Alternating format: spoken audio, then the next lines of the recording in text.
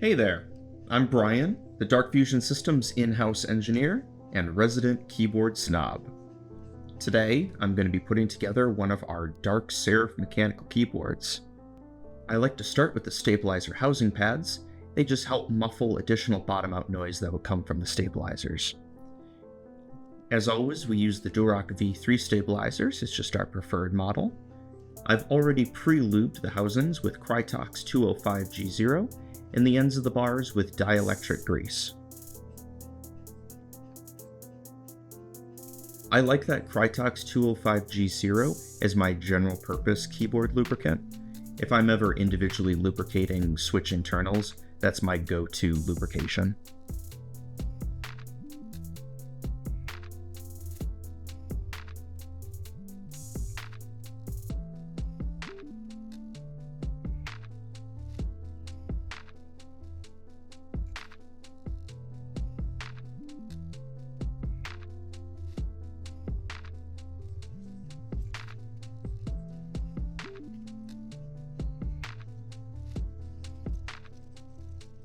This is where I add the dampening foam.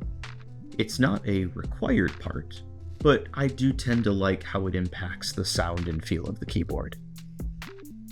Here comes the plate. I really like how it captures the light in this shot.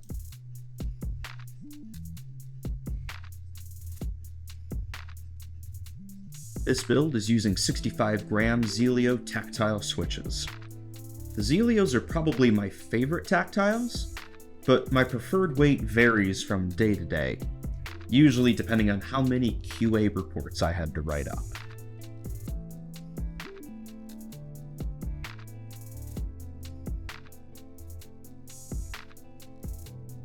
While I'm here, might as well add some of the assembly hardware.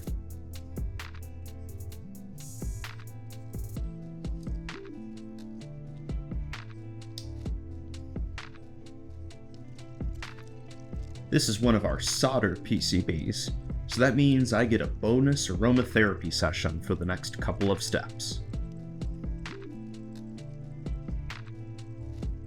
Since the Zealios switches have LED through holes, this is the part where I add those.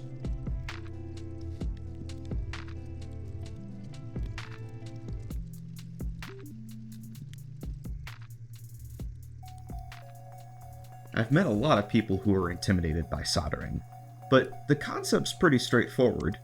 Just dial in the temperature, don't burn the components, and don't burn yourself. If I can teach Boy Scouts how to solder, you can learn too.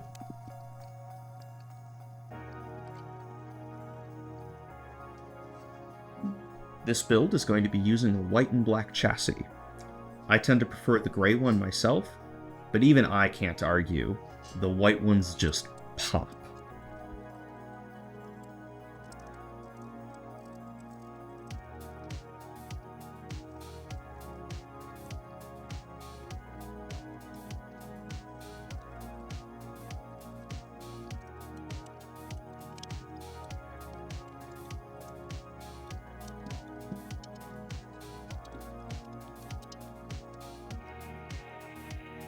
Oh yeah. It's all coming together.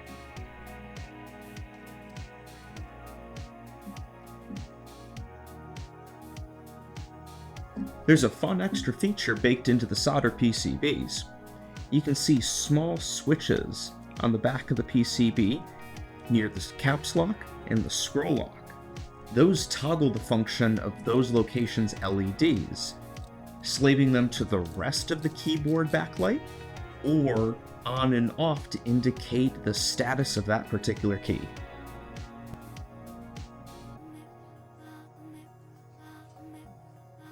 Fun fact, playing with the relationship between the chassis bends and the thickness of these grommets was one of the most surprisingly involved parts of the keyboard's development.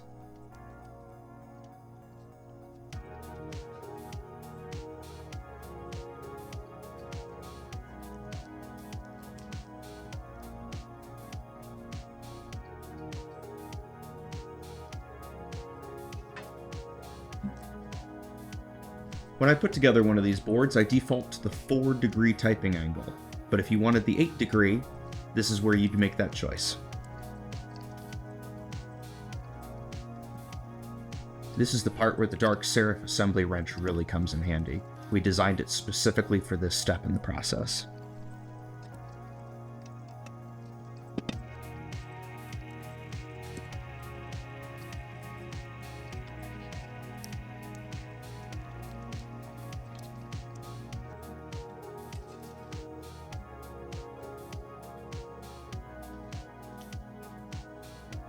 As much as I enjoy soldering, this is definitely the most satisfying part of any keyboard build.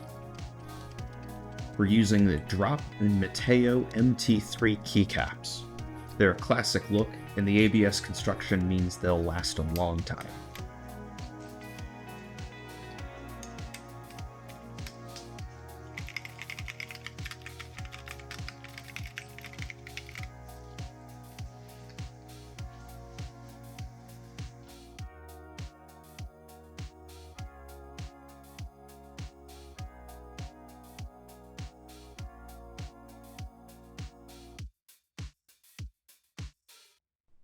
Hell yeah.